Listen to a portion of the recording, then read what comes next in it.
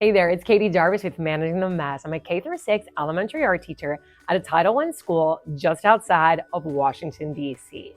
In this video, I'm going to teach you all about how I manage the pencils, and I'm even going to throw in some eraser tips too.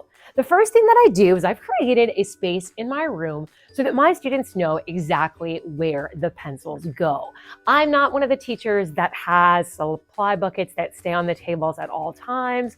I've never done this. I've never been brave enough. I'm really afraid that students would just damage materials, not listen to me, poke the erasers. I mean, I don't even know what goes on when you've got those supply bins. If you do that in your classroom, you are braver than I am. But I have a section right back here, which is actually 2 bookshelves pushed together, and I call this area Pennsylvania.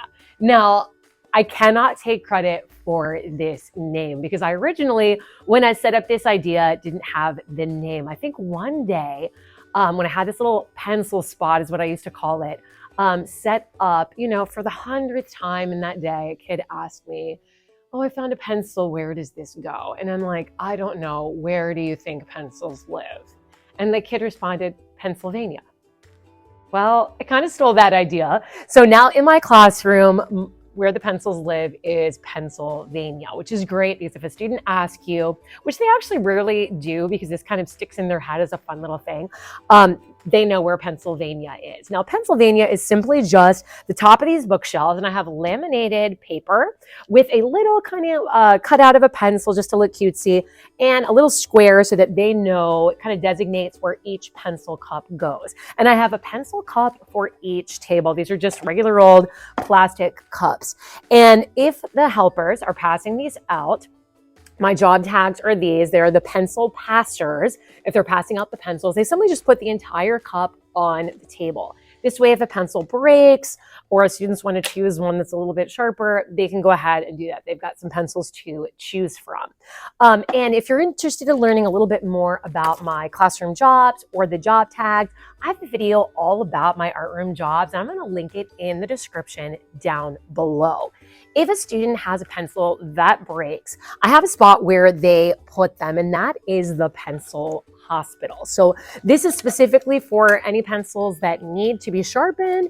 So if I don't have a lot of time, I know which ones need a little bit of love and extra attention. I've taught my students to, as they put the pencils back into the cup, to point them up. And that way I can also see how the pencils are doing and if they need to be sharpened. Now, I will not exactly regularly sharpen them. I would say maybe once a week if we're in a stage in the year where we're using them a lot. But I do have time right now on my schedule that I can do that. In years when I haven't, I have had another bucket of pencils, and I simply just trade those pencils out for ones that are sharp. And then when I have, a big bulk of time, maybe it's in a prep time or after school, I would sharpen, hundreds of pencils at the same time. I'm going to show you my pencil sharpener setup and also another spot in my room where I keep pencils next. If we're talking pencils, I can't not mention the very best brand. So the best brand to me is Ticonderoga. It actually says the world's best pencil right there on the box. When you're ordering these, you may want to do a little smart move and order the ones that are already sharpened, okay? You get them right out of the box and students can use them. Just one free sharpening.